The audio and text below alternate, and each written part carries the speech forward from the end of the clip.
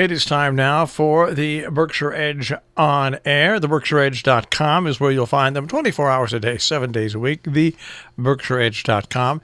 And once a week we like to get together and discuss. We just pick a few of the stories that are at the BerkshireEdge.com. And right now, I think we've got Marcy and David with us. Good morning. Yes, you do. You do. Morning. And we're both here. Pretty amazing. I don't know how you do that. Amazing. It's called an adrenaline We're not rush. sure how we do it either. Yeah, I just got back from dropping a kid off at school. That's right. No, And they I have totally to understand. drop And I have Another to one drop another one off in a few minutes. Amazing. I'm here for a little bit. Okay, We'll take you while we've got you. That's right. Yes. And we'll get started right away. And Yeah. I like this first one. We can't get there from here. Great Barrington residents are mad about the two bridges that are now under repair. Yeah. Well, this is, yes, they are. And in fact, I am, because I just had to do a big detour to go around this bridge over the Housatonic River, one of two that is out, one of two bridges that are Two out of three that we have. Three that are out of, that are needing repair and are closed. And this is just, one of those infrastructure issues that, this bridge needed to be upgraded, but the planning was, horrendous. People call it scandalous. It's what they said, is that all these bridges, these key bridges, are out at the same time. It's just making life a little difficult for not only drivers, but for school bus drivers and getting kids to school, too. Well, you would figure that, and the one bridge that remains, I would figure sooner or later is going to need some reinforcement. Oh, that Brown Bridge, that's Route 7. Yeah. And, that's a U.S. route. Yeah. And that is going to have to be repaired soon. And that's going to be a major, I don't know how they're going to do that. That's going to put a lot of traffic right through neighborhoods in Great Barrington. That's going to be a hassle. Yeah. Well, it's more than a hassle. There will be no way to drive through Great Barrington because, the Housatonic River runs right through the town, Yeah. and there are three bridges that cross the Housatonic. Yeah. And if they close down the third, so there was a select board meeting last night, and, there is a wonderful business right at the bridge that's, one of the big bridges that's closed, Taft Farm, yeah. Which is, wonderful farm and fresh corn and fresh produce and baked goods. And they say that their business is down 38% because nobody can get there. Yeah. We can't get there from here. We'd have to go all the way around. And, I often stop in there because it's on the way home. But now it's not on my way home anymore, and I don't go anywhere near there anymore. And, I'm not alone. But this is an issue. We were watching a program on PBS the other night about infrastructure problems. It was actually a program about the collapse of that bridge in Genoa a couple of years ago, in Genoa, Italy, which prompted people to begin to look at bridges all over the world. And, bridges were built to last a certain number of years, mainly about 50 or 60 years, and so they are collapsing. Here, I don't know how old these bridges are, but I'm sure all over Connecticut and the rest of Massachusetts we have bridges like this that are on their last legs, and you don't want to be the car that's on the bridge the day it collapses. No. That would not be fun. Well, it's part of America's problem where instead of directing money into renewable resources for energy and also in the infrastructure in this country, we hear talk that yes, we're going to do it, but it never gets done. And there's millions of dollars to be made by people working in these projects and companies to be made, and steel companies. You name it all. It's the upside for doing this work on the environmentally conscious projects and on bridges and infrastructure is outstanding. And sooner or later, we'll get somebody at the top that will recognize that and put people back to work like Franklin Roosevelt did. To be quite honest with you. But of course, it's a question of taxes. Now, the Brown Bridge, which is the only bridge that's still open, as David said, is a state road. So the state will no doubt pay for a good part of that. But, the others are local bridges, and that means that they get paid for by the town. So, there's the other problem is there's a queue. All these projects are lined up to be, to be done, and the bridges in Great Barrington are at, low down on that queue, so it's going to be years before they're done. Well, it's going to be interesting to follow. I mean, it's one of those things that that if the dominoes all fall in the right pattern, it can be really terrible. You could have all those bridges closed at once. Yeah, it could be. Right. Yeah, I mean it would be bad luck, but it's times like that when bad luck happens. It's amazing. You can organize that too. Just a little bad organization, and the next thing you know, you've got no way around. Like, we didn't talk. That's right. I just think you should get the pot shops to finance the bridges. Well, maybe they will. That's right. Well, they will because customers won't be able to get to them. Exactly. That's exactly right. All right, let us move forward and go to another topic. Now, you're going to have to explain this out to me fully, because I basically thought this was a dead issue, but your story says basically the Fairgrounds in Great Barrington is on the cusp of receiving a permit to have horse racing, and you've got opponents' letters. I really thought that this was a dead issue in Great Barrington. Well, it isn't. It's still being kept alive by the owner of the Suffolk Downs in Boston. And his Boston connections. And his Boston connections. And so we have got a number of letters saying, please don't open the fairgrounds to horse racing again. And mainly on the basis of cruelty to animals. And I have to say that they're right, at least at this level of racing. It is those horses are not being treated very well, and it's not that they're old; it's that they are they're injured when they're being forced to run, even though they're injured. And I have to say that one time years ago, I was at the track and watching a race. And a horse stumbled because he had broken his coffin bone, and they came out, put up a screen, and shot him right in front of the audience. So, well, it's a sport that there's different levels. It's like any sport. There's different levels of any sport, and there's different things in any sport. But it's going to be interesting because normally, and I'm going to say this and probably have people throw rocks at me, even though a state senator has rescinded his support for it. If the idea gets to Boston and gets into enough heads, more than likely it'll happen. Yeah, well, this is.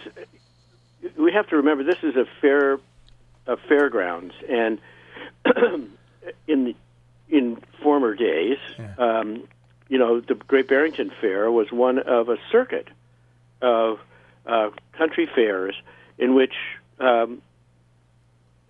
farmers would take their horses for not only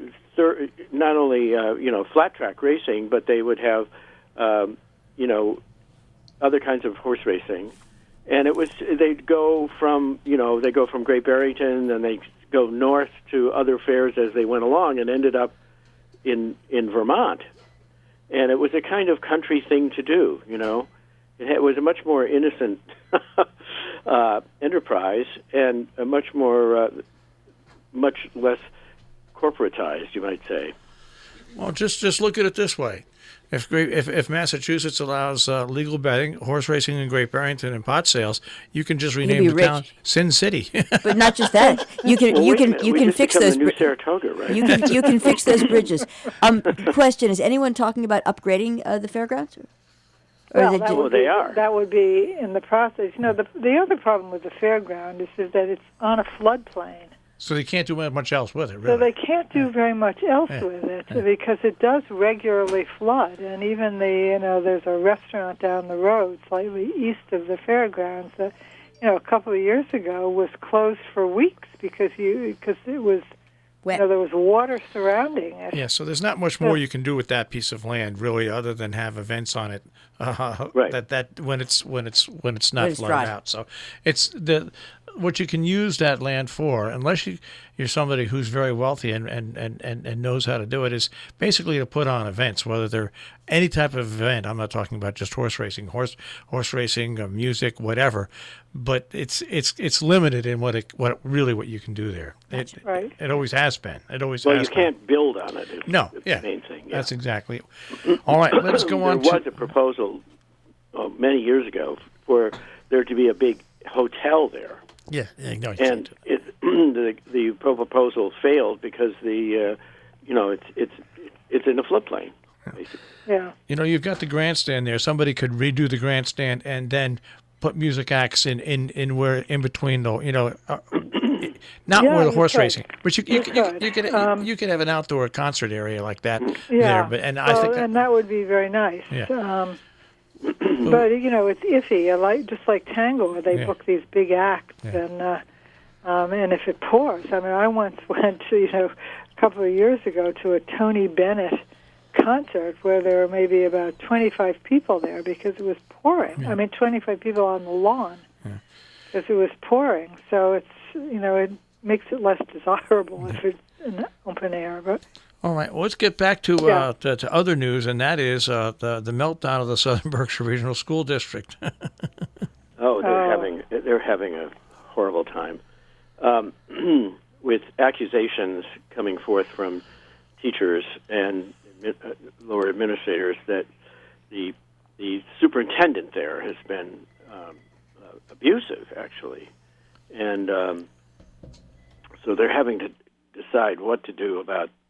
Not only is the school troubled because the enrollment has decreased, but they're having all kinds of personnel issues that have come to the surface, and it's just they're in a real difficult bind right now.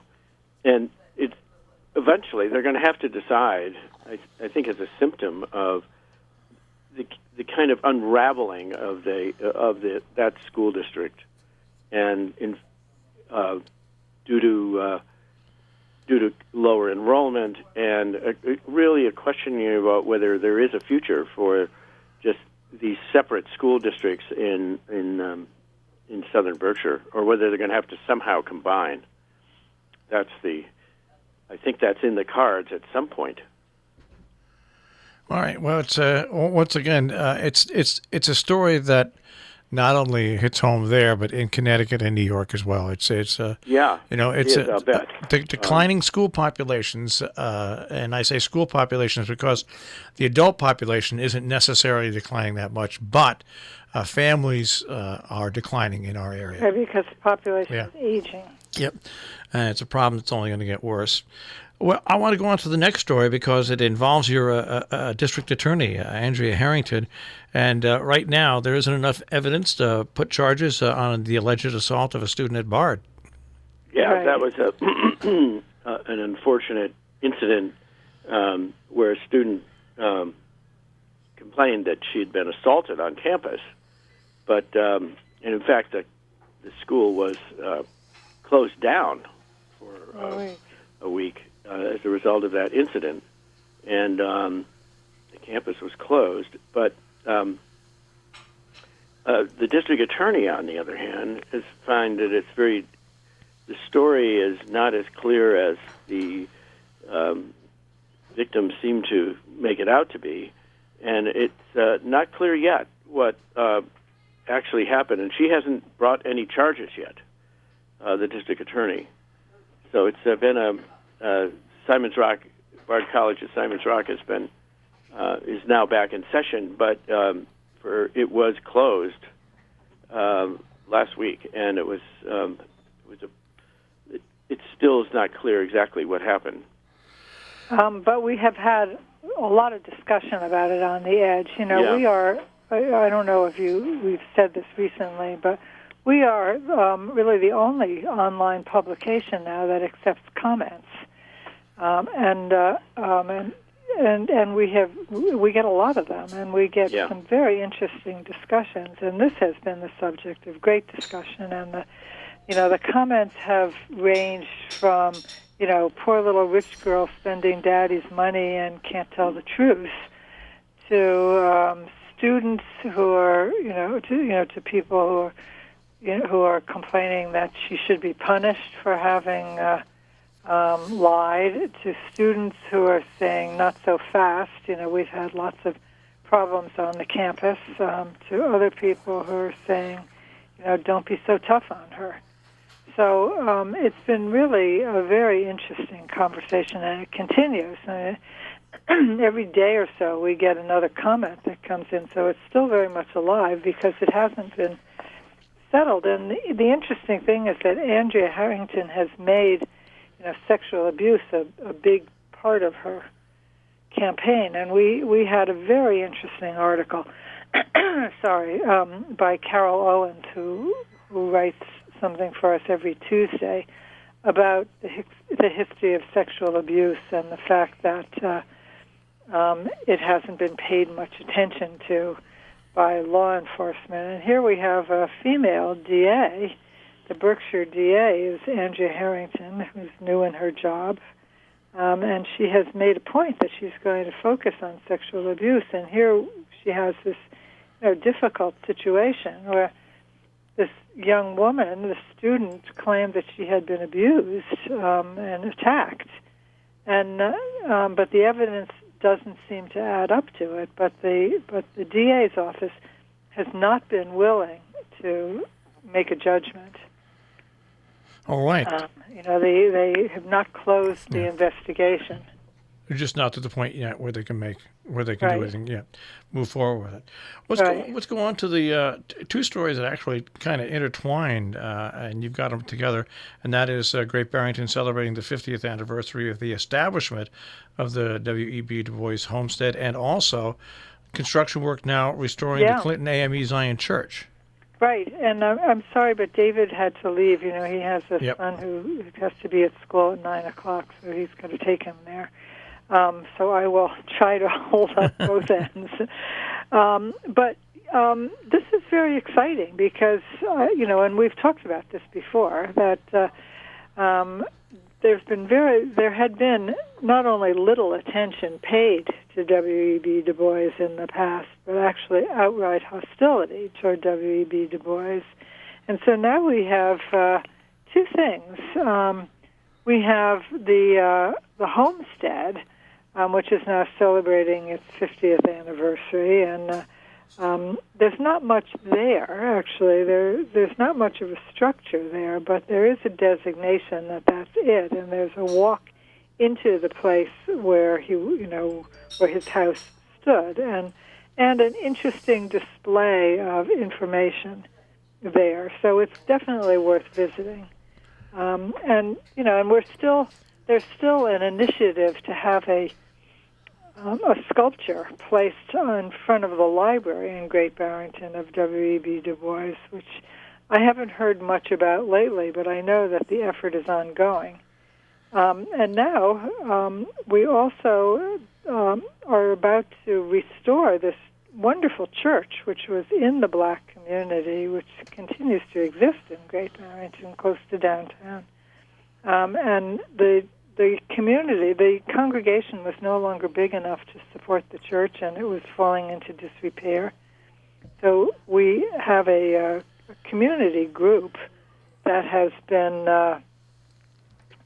raising money, formed a nonprofit corporation, raising money to restore this, and it's going to be a community center with a focus on African American history, of which there is quite a bit in Great Barrington. We were a stop on the Underground Railroad. We've had a stable African American community for years here. So these are two very interesting developments.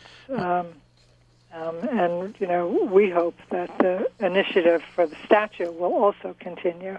All right. And finally, you're featuring Susan Dworkin. We are. Yeah.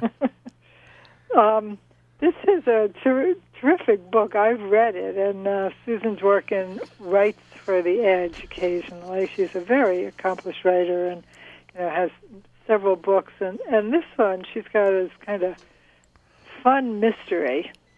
And she asked us if she could stream the first 2 chapters. Obviously, she doesn't want to stream the whole book because she would like people to buy it. But we have streamed the first 2 chapters in hopes of generating some interest in her book. And it's really fun. She reads it very well. She's not a professional, but she wrote it so she can read it, and she knows where to put the emphasis.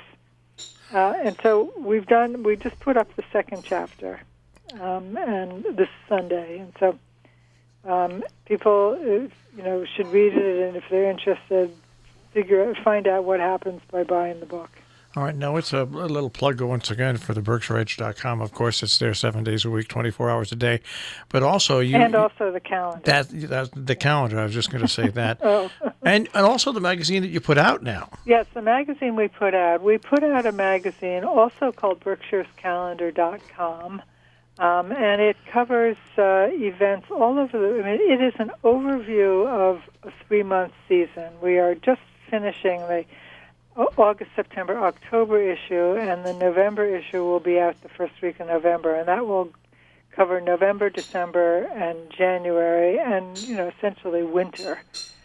We won't do another one until May 1st. But this magazine has a focus on a number of towns, including Salisbury. It talks about events that are happening all over the Berkshires. We have a feature articles. We have, what are the holiday festivities? So the feature article in this one is wellness, fitness, and fun. Where to stay fit in the winter when you may not be able to go outside.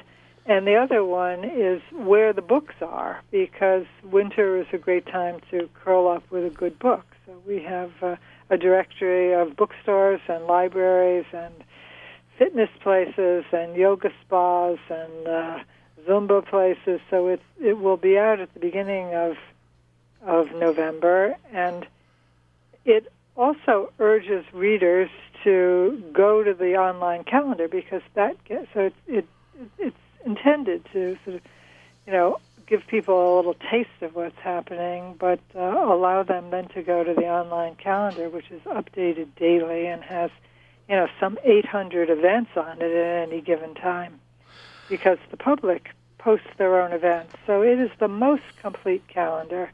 It's beautiful. It's user-friendly, and it's a great resource for the community. All right. The BerkshireEdge.com. We will speak to you guys again next week. Okay. Take Great. care. Thank you. Bye. Once again, you can find out our stories and many, many more at the BerkshireEdge.com.